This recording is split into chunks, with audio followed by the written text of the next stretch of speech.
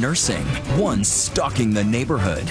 And this one, did she conspire with her own son to kill her husband? At that point, I just said it. I wish he was dead. This case is a made-for-TV movie. He survived a drive-by shooting, but how clean is the victim himself? You won't say whether I did you say hit anyone or not. we're not talking about that. Shame on me.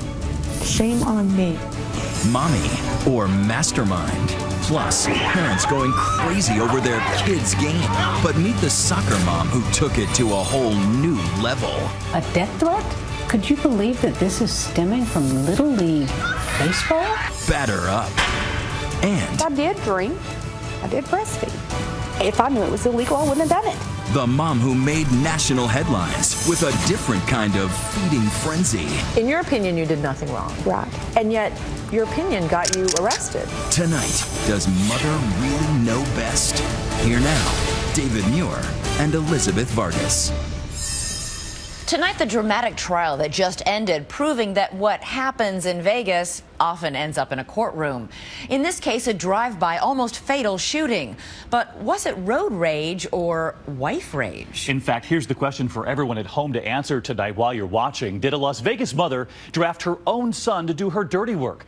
Tonight, we take you inside the case, the husband who barely survives, the wife at the center of the case, both talking only to 2020. And whose side will you be on? Here's Gio Benitez. Las Vegas, 4:30 a.m. on a brisk November morning. As the party on the Strip winds down, Robert Bessie is putting pedal to the metal on Interstate 15, hurrying to his job as a heavy machine operator at a landfill out in the Mojave Desert. Suddenly, he's got company. I'm about midway into my commute. A vehicle comes onto the highway, same way a patrolman would. So in your mind, you were thinking, that's a patrolman. The speed limit's 75, I'm doing 85. So yes, I'm getting pulled over. But instead of getting lit up with the reds and blues, they just kind of hang right there. As I turn my head, I hear a pop. The car speeds off as quickly as it appeared, and it takes Robert a few moments to realize what's happened. In the corner of my eye, I could see that my rear window was blown out. At that point, I feel some blood in the back of my neck. I can feel the spent ammunition, the bullet. So I call 911. I'm bleeding like hell. I feel knocked. As state troopers race to the scene, Robert next calls his boss to let him know he won't be in. I think I've been shot. They said, hey, that's a new one on us. For some reason, they didn't believe that. Trooper Chelsea Webster, who responds to the 911 call, finds the report of a single gunshot laughable too. It definitely seemed hard to believe. You know, a lot of things can sound like a gunshot.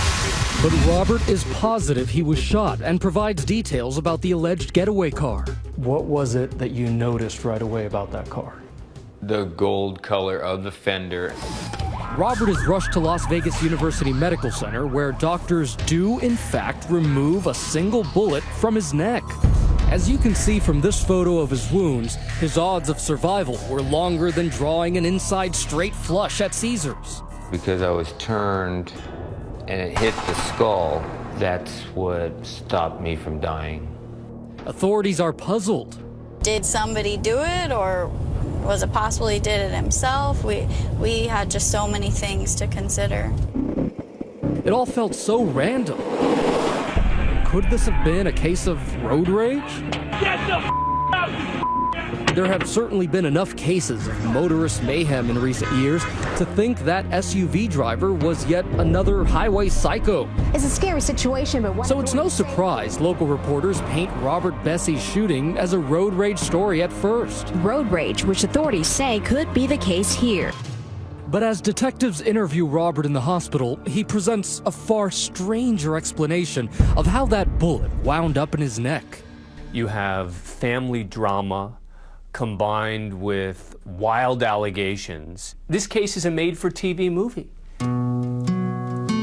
20 years ago, Robert Bessie married Amy Pearson, a blonde-haired, blue-eyed stunner. It was great. I love my wife. He treated me like a queen. They each have 2 children from previous relationships, then they have 3 more together. In this photo from a Disneyland vacation, they're your average happy family. Nothing in the world matters to me but my kids. Our email address was the Bessie Bunch, after the Brady Bunch. There's 7 kids and 2 parents, so 9 of us. It was hectic. It was never boring. She may dye her hair these days, but Allie, who became Robert's adopted daughter, says that's because growing up, there was another side of life with her new dad. Robert enforced strict codes of dress and behavior. They wanted us to seem like the perfect family when behind closed doors, it was hell. According to Amy's sisters, Mary Johnson and Donna Speakman, Robert even dressed his once glamorous wife. Amy wasn't allowed to wear certain clothes. It was loose and baggy, nothing to show form. It came to a point to where Robert would lay her clothes out in the morning before he went to work. And that's when we started going, wait a minute, Amy, what's going on? And what would she say? She's like, I'm being obedient to my husband. The family says you were controlling. Were you? When I meant no, I meant no. When I meant yes, I meant yes. Is that controlling? I don't know. For years, Amy was okay with that arrangement. Being a wife is exactly what I was made to be. But the same could not be said for her firstborn son, Michael, who became Robert's adopted son. He was a disciplinarian. This was not his biological child. There were problems. As Michael grew up, he was so intimidated from Robert because he couldn't do anything right. As soon as mom's little soldier turns 19, Michael makes his escape, ditching the discipline of his desert home for the relative tranquility of the U.S. Army. Michael joining the Army, was that to get away? He wanted to become a man, that was his words. After a tour of duty in South Korea, Michael returns, a different person. He was so changed. He stood tall. He would look you right in the eyes. So now, here we have Robert, the man of the house. Did they butt heads? Michael had grown a pair at this point. 2 alpha dogs fighting. It just got worse and worse and worse. The animosity and the level of all of it. It all comes to a head in 2012, 6 months before the shooting. Robert moves out and divorce proceedings begin. Good morning, we're here on Bessie versus Bessie. I did what was right and I got away. It's time to move on. But had everybody really moved on? No, not according to Robert. From his hospital bed, Robert tells police that adopted son Michael still harbors a burning rage. He's not just talking about typical problems in a family. He's saying, my son threatened to kill me. And so the authorities now have a real lead. But Michael insisted he'd spent the night before with his mom over at his Aunt Mary's house, everyone enjoying a big spaghetti dinner. And Amy tells police he was home with her the rest of the night. Did you stay there at your house? Yeah. Did Michael leave the house? No. And remember, Robert specifically recalled that the shot came from a gold SUV. Michael drove a pewter gray Bronco. The shooting remains a mystery until a tip breaks the case wide open. The suspect's vehicle was a gold-colored Chevy Tahoe or Suburban. Thanks to news coverage, a trucker reports seeing a gold SUV at this gas station the morning of the shooting, just a few miles from the interstate. If Robert hadn't said gold SUV, we don't have our key piece of evidence. Police head here and check the security cameras. In a word, bingo, and we're not talking scratch off. That's Michael there, buying a Monster energy drink and snacks at the counter with his Uncle Rick, Amy's brother, and an ex-con fresh out of prison. And in that video, there was a little smile, wasn't there? Oh yeah, there was a smirk for sure. And that for you, was that chilling? Absolutely. After scooping up their munchies, the two get into the SUV and drive off in the direction of I-15, where Robert was about to be shot.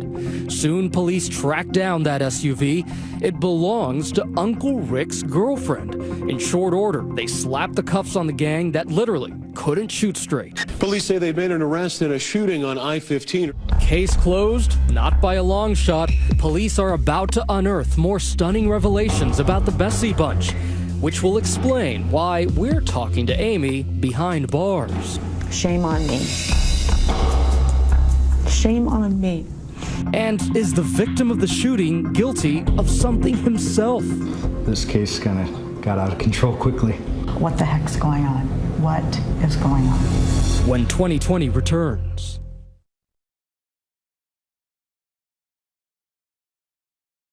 "2020 continues. Once again, Gio Benitez. 21-year-old Michael Bessie, another man identified as Richard Pearson, is arrested on attempted murder and battery charges. Even after Michael Bessie and his uncle Rick have been arrested in the attempted murder of Michael's adoptive father, Robert. Investigators are just scratching the surface of this case. This case kind of got out of control quickly. That's because Robert has made a most disturbing allegation, telling police Michael has an unnatural relationship with his mother and describing a letter Michael had written to Amy with the phrase, "I miss touching you." There is no question that Robert Bessie was suggesting that Amy was having an incestuous relationship with Michael. By making these allegations, he is suggesting a possible motive, that Michael, his adopted son, wants him out of the picture so he can have his mother to himself. Robert kept insisting that Michael was getting too close to his wife. It's ludicrous. He was jealous. He was jealous. Amy denies there was ever anything wrong about her relationship with her son. She says Robert had become delusional and unstable as Michael challenged his authority and made it all up. Michael getting older and bigger. Robert came unraveled over the last 2 years. Amy is making an alarming allegation of her own. She claims Robert wasn't just overbearing, he was physically abusive for years. It went on for a while. It went on for quite a while. So why did you stay with him? Where was I supposed to go? What was I supposed to do? She says she'd finally had enough when Robert gave her these bruises and a big blowout 6 months before the shooting. He went off, and it was where I was on the floor with my hands and legs in the air telling him I just want to get up. I couldn't even breathe anymore. After that, Amy got a temporary protective order, which in turn led to divorce proceedings. Given all that drama, if Michael couldn't stand his adoptive father and wanted to protect his mom, well, who wouldn't? God, this is hard to talk about. I hope you know that. Amy's abuse allegations are backed up by Michael and by Amy's sisters. So what does dear old dad say about all this? Did you hit Amy?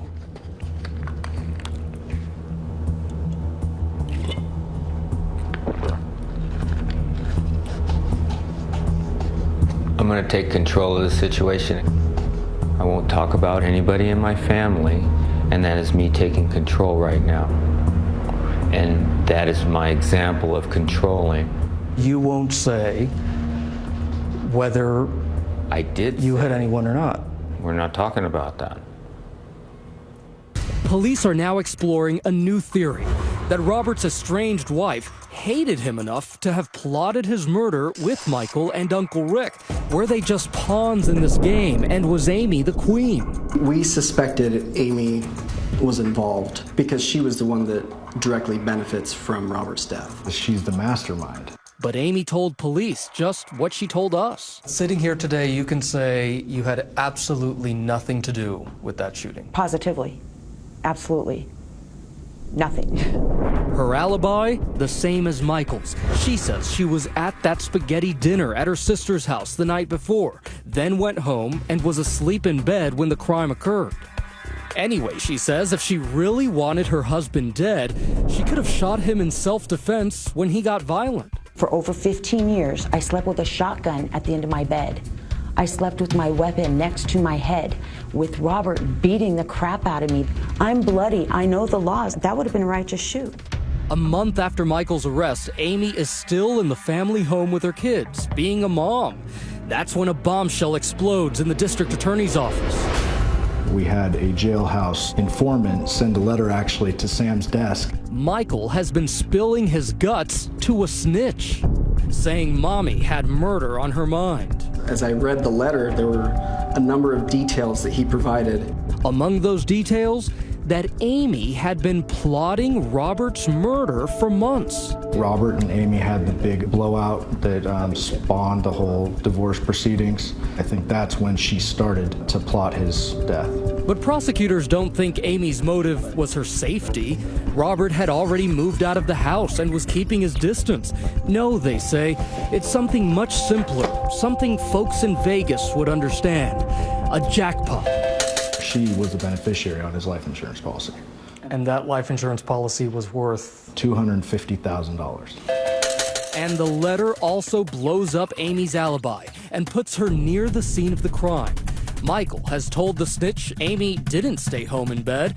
In fact, she drove to a diner just down the highway from the shooting, picked up Michael, and helped him get away. The noose is tightening.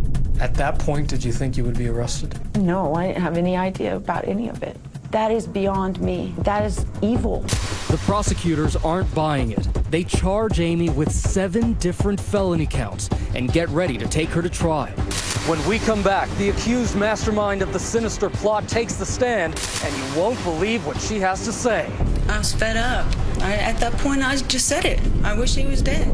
And just wait till you hear the surprise prosecutors have in store for the jury. How many times do you think Amy tried to kill her husband? She tried at least 3 times. When 2020 continues.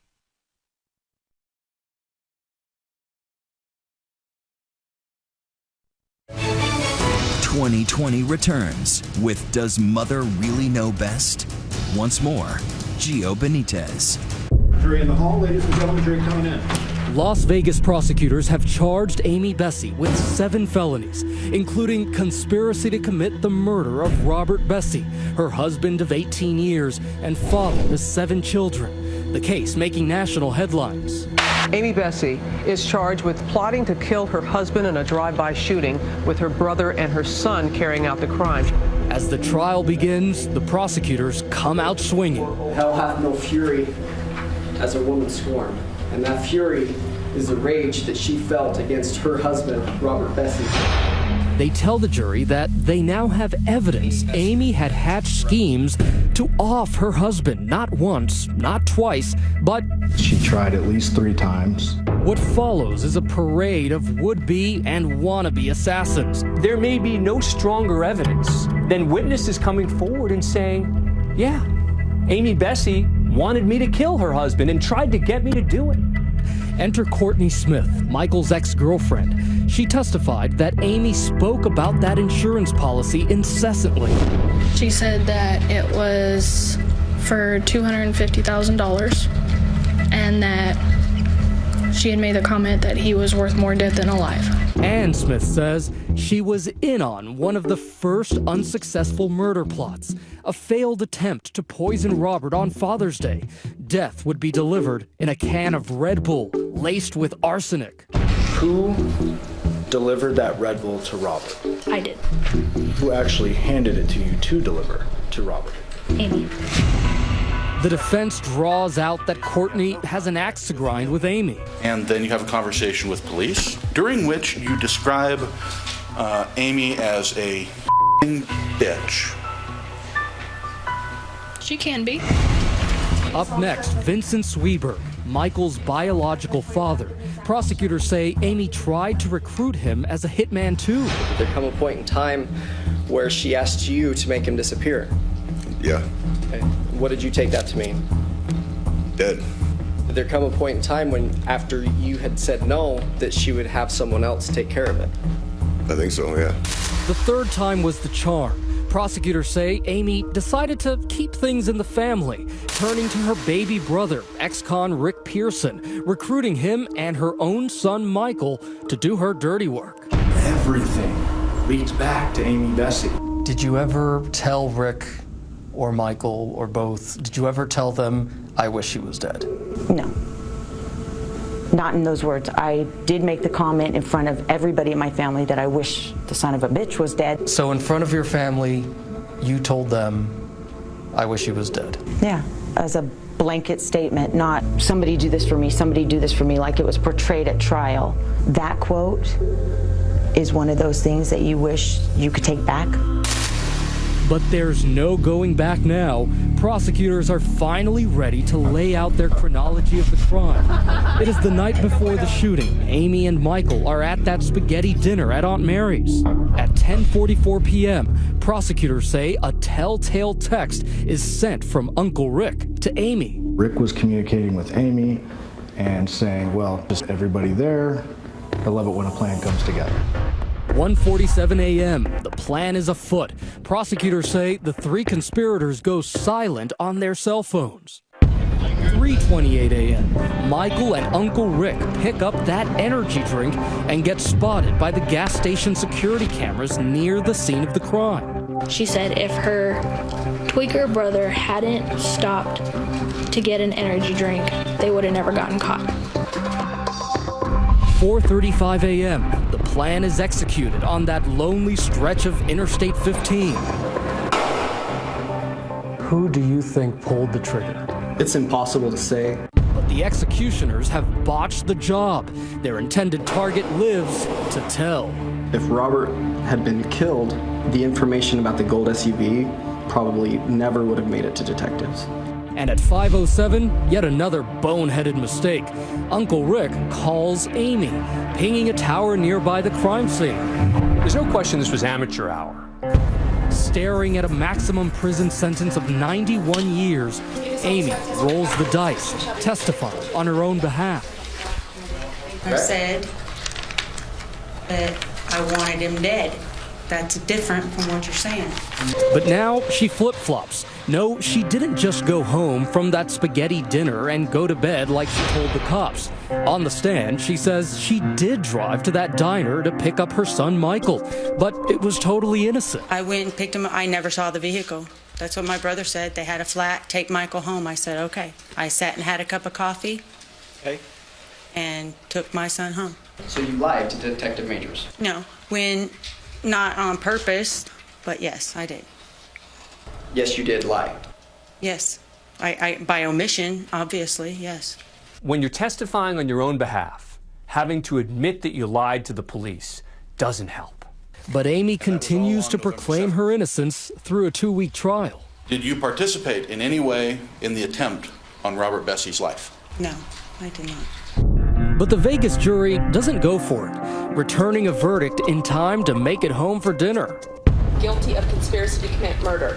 Miss Bessie, I've given great thought to this. The judge sentences Amy to 14 to 44 years. Her daughter Allie collapses in court. As far as you're concerned, was your mother behind a murder-for-hire plot? There's only speculation. I have no idea. But there I go with my heart that's screaming now. That's my mom. That's my mommy.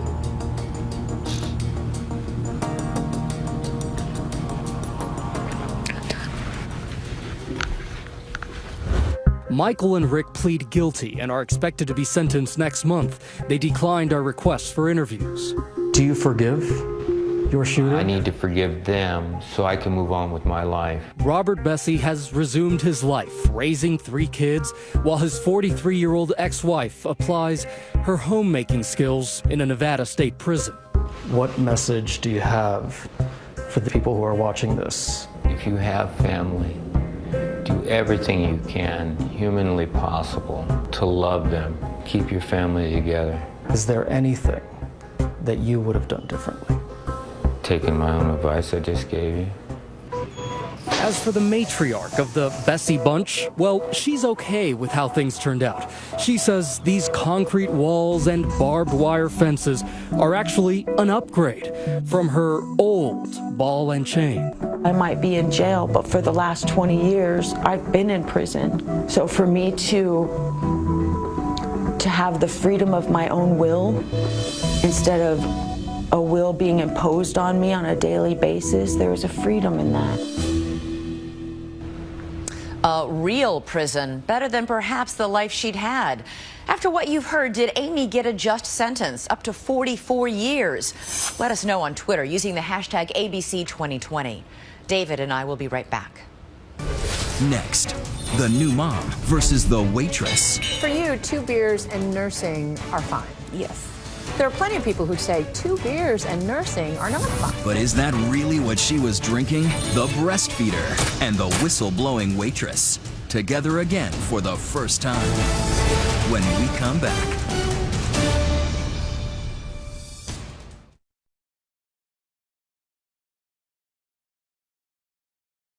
Tonight to the story that's been blowing up on social media all this week. Viewers already weighing in on this one. The mother out at a restaurant nursing her newborn baby. But with the baby in one hand and several drinks in the other, what would you do? The waitress who steps in asking, does mother really know best? Tonight you decide. Here's Juju Chang. Less than an hour outside Little Rock lies the tiny town of Toadsuck, Arkansas. Population, roughly 300. A dry town where alcohol is banned.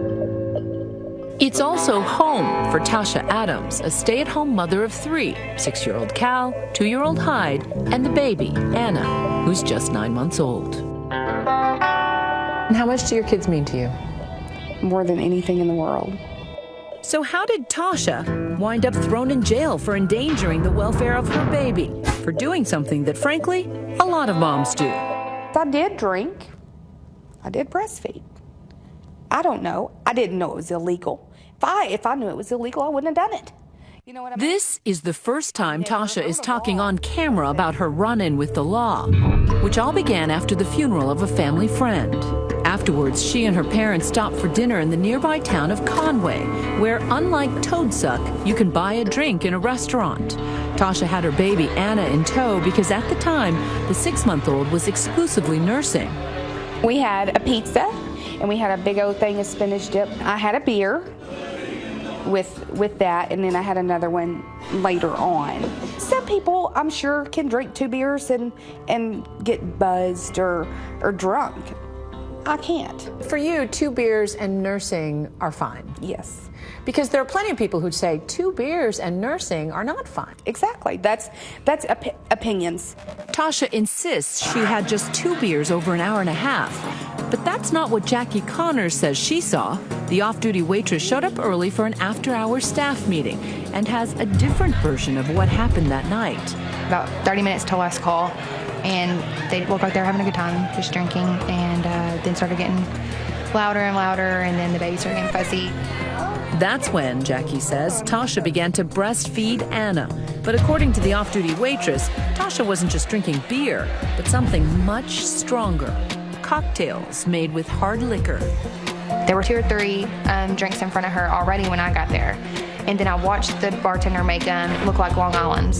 But regardless if it was that or not, then it was strong liquor. Jackie told her fellow waitress to report the breastfeeding mom to management, but she says she was told the manager had already decided not to cut the drinking mother off. Jackie, who has an infant daughter of her own, consulted her own mom. And I said, what do I need to do? You know, and then she's like, well, I don't know, maybe tell the managers. I said, well, the managers already know. So that's whenever she was like, she texted me back and said, call the police. Just after 11 o'clock that night, police arrived at the restaurant. And they said, ma'am, we got a report that you were drinking alcohol while breastfeeding. And I said, okay, I didn't know that was illegal. She's right, it isn't illegal. But after admitting that she'd had 2 drinks, the officers made a judgment call and arrested her, not for public intoxication, but for endangering the welfare of a child, her child. But first, they had Tasha call a sober family member to drive baby Anna home. What went through your mind when you went to jail? I was just in disbelief. I've been sent to the principal's office one time when I was in high school. That's the extent of trouble I've been in my life. And so this is surreal to you? Yes, I'm just going, this is crazy. I'm more worried about my kid. She lives off of me. Had she ever had formula before? No. That's because Tasha says she believes formula is less healthy. I'm very cautious because I breastfeed, and if I'm drunk, I feel, that I'm not able to take care of my kid. So your view is that you were nowhere near drunk? No, not at all. And I wish they would have gave me a breathalyzer so it could be proven. Have you had anything to drink tonight, sir? So why no breathalyzer? Conway, Arkansas police tell us they only breathalyze suspected drunk drivers. In your opinion, you did nothing wrong. Right. And yet, your opinion got you arrested. Apparently. Conway, Arkansas, where a mom was thrown in jail for breastfeeding at a restaurant. Tasha says the notoriety surrounding the whole incident turned her into the town's pariah. Drinking alcohol and breastfeeding. This has ruined my life. We live in a small town. You know, I can't even go to Walmart without people looking at me like I'm horrible. But was Tasha in fact endangering baby Anna? We asked ABC's Dr. Jennifer Ashton, an OBGYN, who told us that surprisingly little research has gone into the issue of drinking while nursing. Once in a while, to consume a drink probably will not do any harm for the baby. So even the American Academy of Pediatrics does not say zero tolerance. Correct. They don't say zero. But we have to remember that alcohol is in fact a toxin. It's especially toxic to the newborn brain. So what is a nursing mother to do if she wants a drink now and then? You have the option of pumping in advance, pumping and storing milk, or saying at the last minute, you know what? I want to have a fun night tonight. I'm going to drink probably more than one drink. And so for the next 6 hours, I'm going to give my baby formula. The district attorney recently dropped Tasha's child endangerment charge because there was just not enough evidence to prove Tasha had had one too many drinks to care for her child. But the waitress, Jackie Connors, who says she was just trying to do the right thing, was fired the week after calling the cops on Tasha. The management of Gusano's restaurant wouldn't respond to our repeated requests for comment. The woman who called the police, she ended up getting fired. I don't think it had anything to do with me. I have never complained to anybody, you know, but if she really thought my baby was in danger, you know, maybe she done the right thing. If I was ever in that situation again, I would still do the same thing because that baby couldn't speak up for itself. No one else was doing anything. It is ultimately a judgment call. Like, a lot of people think they're sober enough to drive. A lot of moms might think they're sober enough to breastfeed. Right. When perhaps they're not. Maybe so. Right. But, I mean, that's the slippery slope. Right. And I believe, and I'll say it till the day I die. I was sober enough to breastfeed my kid. Next, sports mom or stalker. Could you believe that this is stemming from Little League baseball? A death threat? A family terrorized by anonymous letters. You can see that they're all the same handwriting. Just watch how she gets caught when we come back.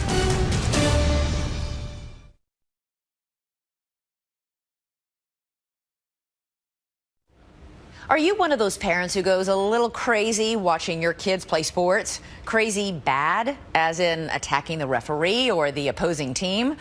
Well, with baseball season on the way, we're going to see, unfortunately, a lot more of that. But hopefully nothing like this next story. A mother threatening murder over Little League. Here's Deborah Roberts. It's springtime, and that means Little League sports. All about team building, right? Well, not exactly. Lately, it's a spectacle that seems to be on instant replay. Nearly every weekend, perceived bad calls leading to bad behavior. But it's not kid athletes who belong in the penalty box. Stop it, guys! It's their parents. Fists. 4 letter words. Free-for-all brawls. Ooh, he just got slam dunked. And what about this out-of-control dad, so fearful his son's losing a wrestling match, he shoves a 10-year-old clear across the ring? Really? But the MVP Most Vicious Parent Award may very well go to Janet Chaouzi. She may look like an unassuming suburban stay-at-home mom, but for more than a year, she secretly terrorized her Long Island, New York neighbors.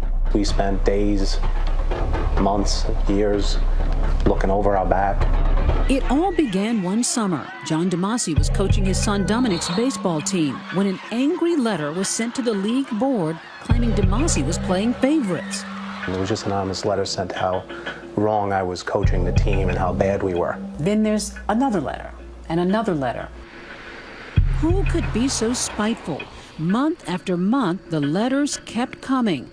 The DeMassis were scared for their lives. I know where your wife goes every day. I know where your daughter goes to dance school. How much did you alter your lives? I was working and I stopped. I didn't feel safe with, somebody else driving my children. I was afraid.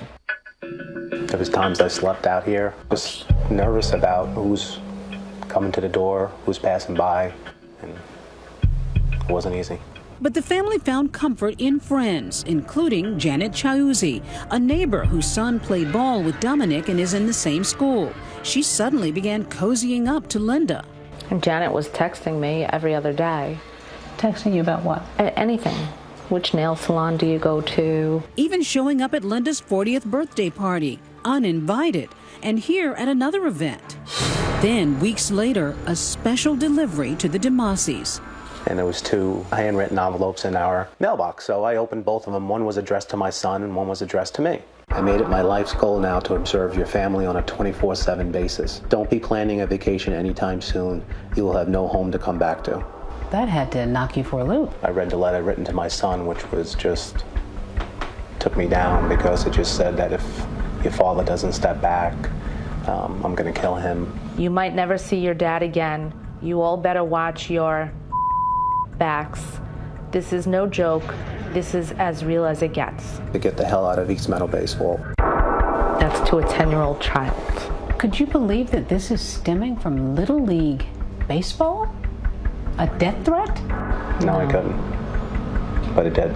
Batten down the hatches, lock up, call the police. This is at a next level.